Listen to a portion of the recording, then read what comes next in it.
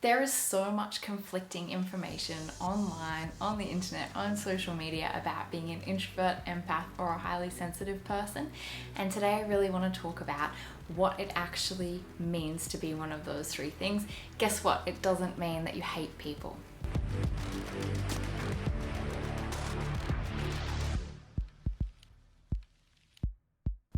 Hi, I'm Katherine Mackenzie-Smith from katherinemackenzie-smith.com.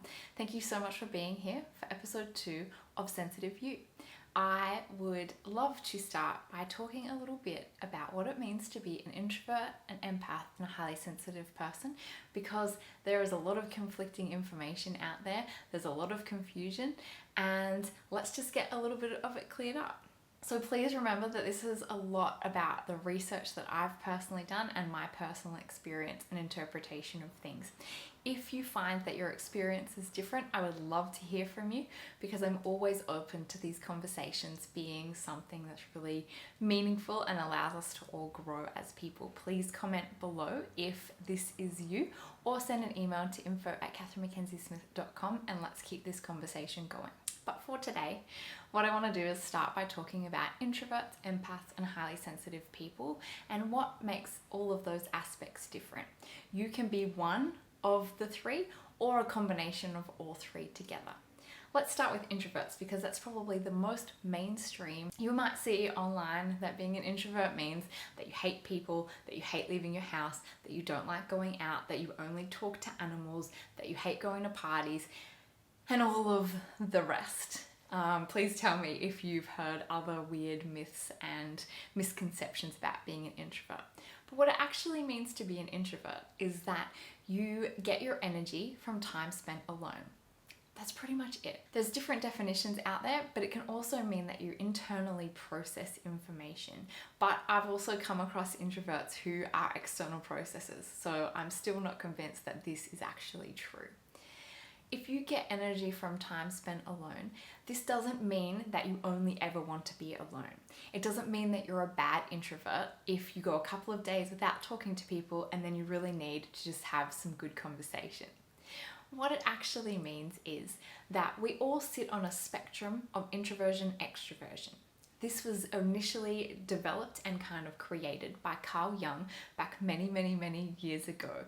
And so we've seen an evolution of the way we understand personalities and being a human. But this very basic kind of understanding is usually measured on an extroversion scale.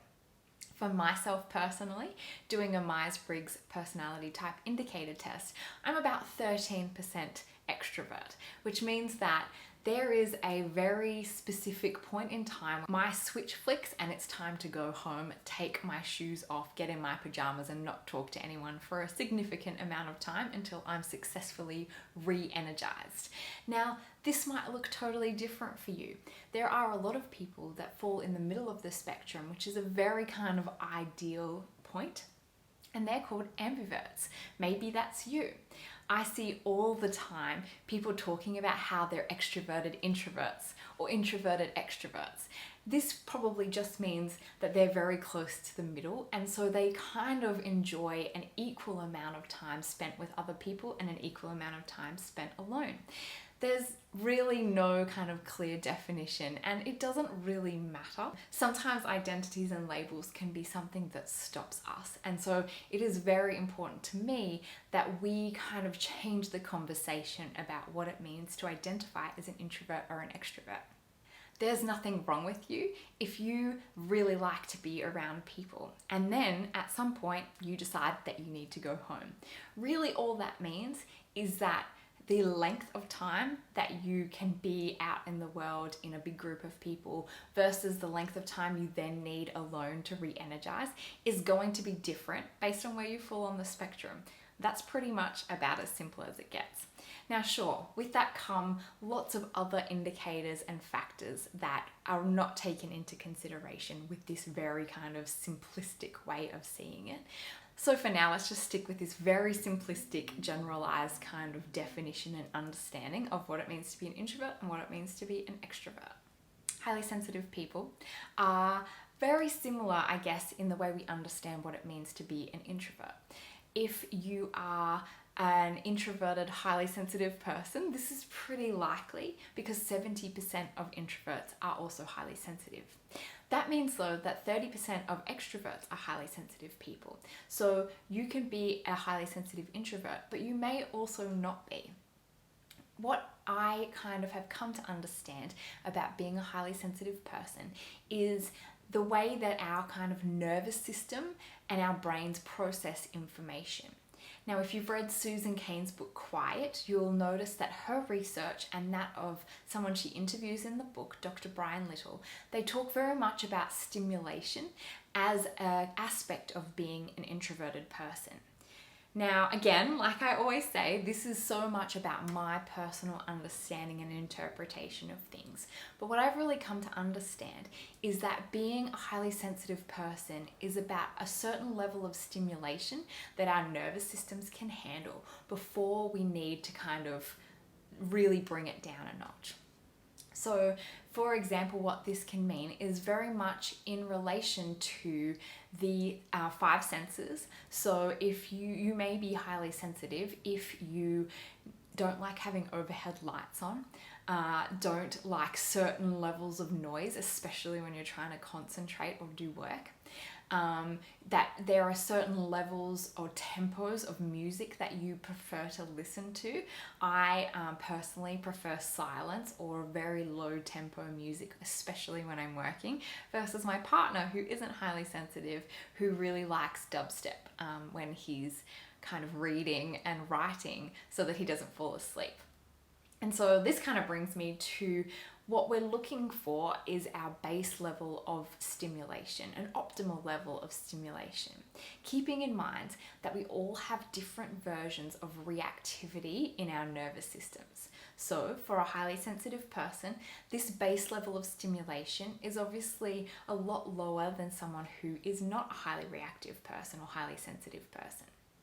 So if you think about it, there's a point when you're out in a busy crowd, when you're somewhere that's very loud and bright, when you're feeling heightened emotions, that you hit your peak quicker as someone whose nervous system is more reactive, or your kind of senses and sensations are closer to the surface than somebody whose aren't.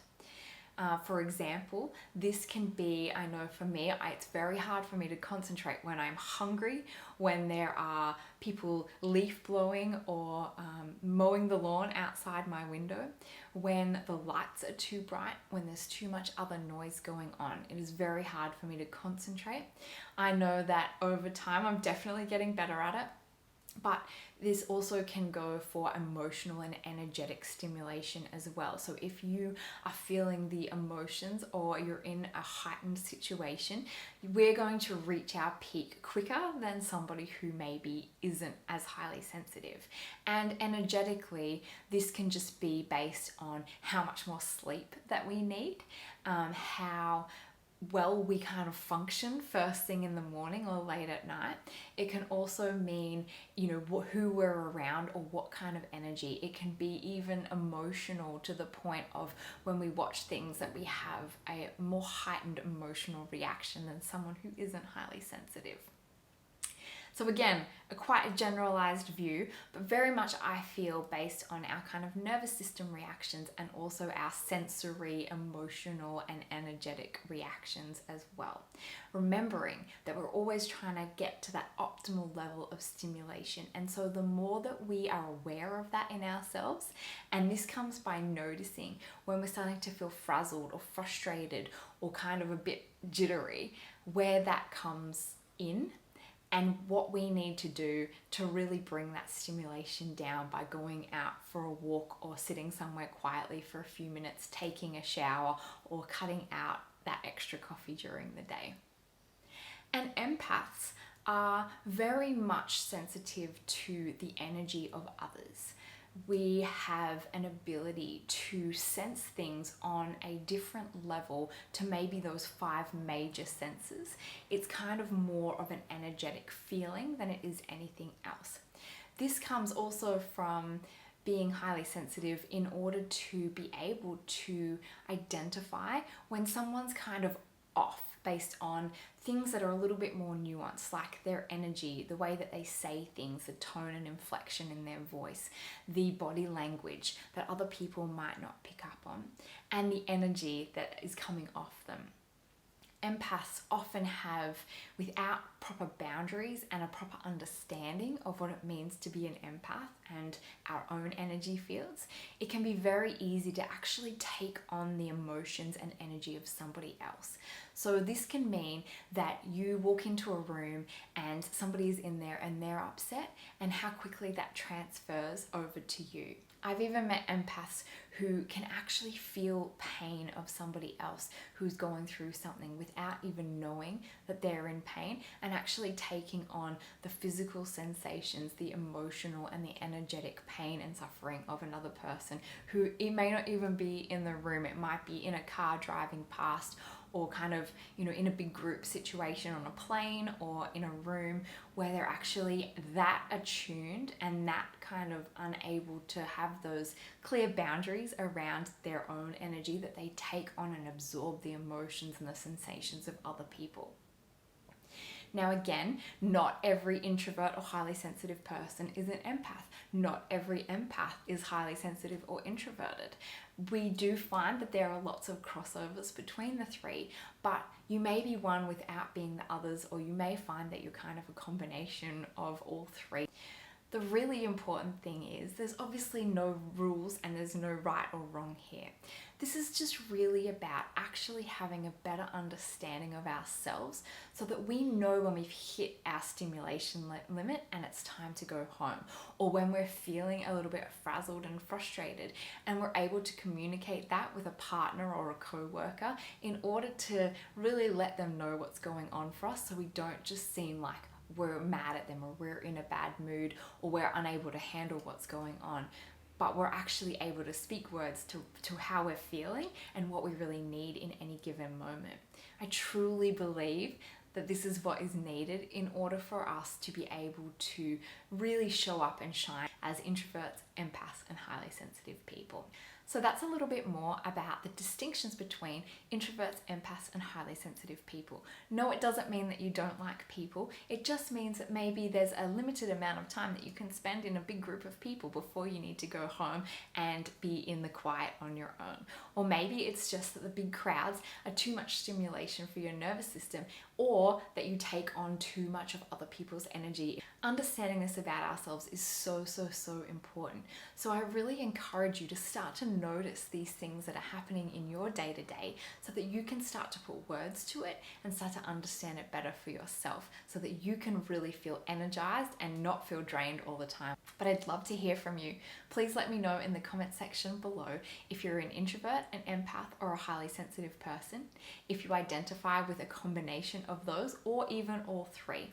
And if you enjoyed this video, please remember to like it and subscribe so that you don't miss any notifications or future videos. Thank you so much for being here, and please let me know your questions if there's anything that you'd like to know more about being a highly sensitive person, an introvert, or an empath.